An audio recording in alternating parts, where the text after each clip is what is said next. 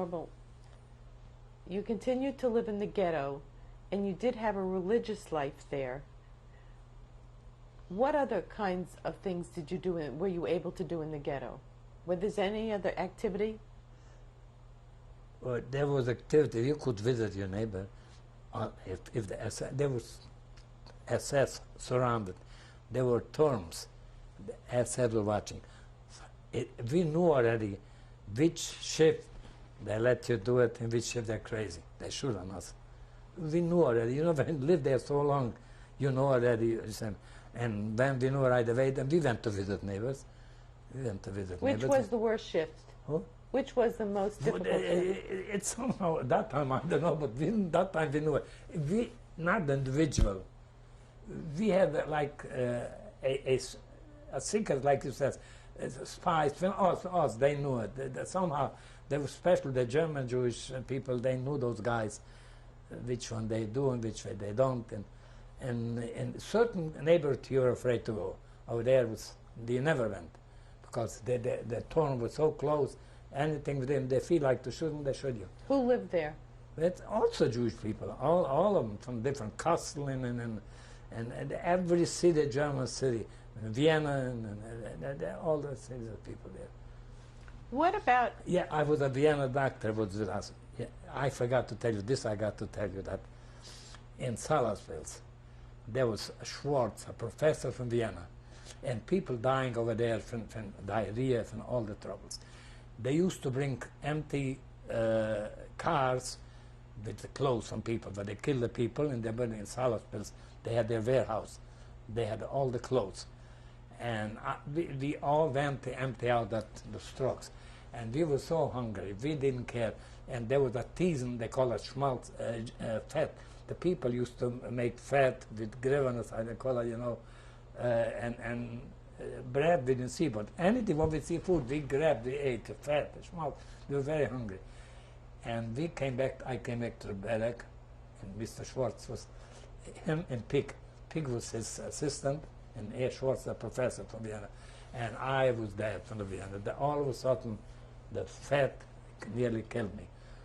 He went, Dr. Schwartz came with a pocket here, because there was no medication like this.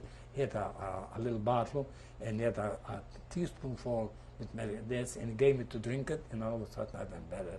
And he says, if this wouldn't help cold dust, you can do it. And if you have black like cocoa, unsweetened, that will help you too. But they didn't, there was no there. And then after this, the cocoa, right away, it stopped me the drinking. And I said, here in this country, for doctors, I have stomach problems, so I'm upset stomach. How come you don't develop the guy, he had it in the war, a Vienna professor that was 30, 40 years ago, and he, with one teaspoonful, how come you don't have those medications? Then you really find out that they don't want you to get well. They want you to come again and come again, come again. And they were against Alka-Seltzer. You know, that was the best medication still now for upset stomach. They don't want it when it helps you. Let's go back to Riga. What did you do? You went to work, and then what did you do when you came home? What other things did you do? When you came home, we walked miles. When we come, we were so tired. In Riga, we had running water. In ghetto, we had running water. We washed ourselves. And then in our apartment, we were 3, 4 men, and the woman over there, Mrs. Ehrlich, the opera singer. We were talking when we had a chance to listen to talking. Everybody had a different language. They liked to speak Yiddish. We liked to speak German.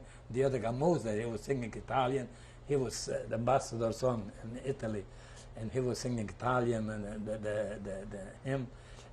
That was our thing. Did you work 7 days a week? No, don't think they did. We worked only, it was art. In the concentration camp, we worked all around. In the ghetto, we worked 5 days a week. 5 days a week. But then in the rest of it, the ghetto work, we had to do it. We had to do clean, keep the ghetto clean. Describe sanitary conditions there. What was hygiene like there? Hygiene was good in ghetto. We made our own hygiene because we had running water. Only time we had hygiene was in ghetto and in the Reichsbahn when I worked there. And what happened if someone got sick in the ghetto? We had some doctors there. They die, listen, they die like others, they let you die, but they had no medication. But they had doctors. In ghetto already they had doctors. The doctors from where? From all over the world. But they were prisoners. They were prisoners? They're prisoners, yeah, Jewish doctors. But they didn't officially, they weren't officially doctors. But doctors, and they didn't have medication. They could, if you didn't need badly medication, they know how to do it. Some doctors know how to cure you without medication. That helped. The 56 men who you... I never saw not one of them. You never saw one of them? I never saw one of them. There were two Czechs. Yeah, there was Weiner and Gregory. Two Czech, my neighbor in the Korea. And we told them, when you go to work, you have clothes, give it to a Latin, you work there going, they'll give you a little butter, a little bread, because I came home once, I had a suit on from when I came from Prague here, and I came home with an old schmatter, what they gave me for the suit, and I bought a loaf of bread and a little butter, and then in camp, somebody else gave me another suit, and I gave him half of the bread, and I told them, Gregory and Weiner, they were Czech Jews, and I told them, listen, you have, in Salasville, they didn't check you. In the train, you could take what you want. They had gold and they had everything, the rings. I told them, take a ring, give me a ring, when I go to work. Somebody will give me bread, I'll bring you bread. No, to je památko od moju ženu, da slaviš. That's a memory for my wife. This is a památko of my dceru, of my daughter, of my son. They wouldn't do it. I said, if it's your pamatkos, with your remembrance, you'll be dead in a week. I told them. Skinny people didn't die so young, but heavy-set people, they were well fed. They died very fast. It didn't last a week. Weiner died, and they died, and that was the end of it. So you never saw, after you left Salispils, you did not see any of those? No, I didn't see. I never saw. Even here, I never saw. Only from the Reichsbahn, I met in New York people when that was later. But in Riga, you were not with any of those people that you got off the train with? Oh yeah, I was with them in Salisbury. No, but afterwards, when you went to Riga, you didn't see them? Those people, they died. They killed them right away. I didn't see them. No, I'm talking about the those 56 men. No, I never saw them. Never. Because they were dying. They were dying like flies. They bring everyday men, and they were dying every day. I'll tell you, from the barrack, I say a prayer every day for people. They're frozen. They're frozen. Hungry. Did you have anything or meet any Eastern Jews from Russia or? Not over there. And only the Jews, the guard, the Ukraine, and the son of a guns, the soldiers. They put on SS uniform. They were guarding us. But yet, you know, it's not odd. SS was SS. That's the only murder that were SS. The other were murders too. But you can talk with them. With SS you couldn't talk. You couldn't talk with SS. You couldn't have. Once I did it with SS, saved a lot of Jews. Later it will come out. But did you have any relationships with or meet any prisoners that were from the Eastern? Oh yes. Where did they live? What? In Riga. Where did they live? The Jewish people? Yeah. And same the barracks. And another city. And what was the relationship with them? We were Jewish, that's all. We were friendly, well friendly. In ghetto, most of them were all friendly. In ghetto was a friendly relationship with the Jewish people. Yeah. Ghetto was friendly. They helped each other out. We do.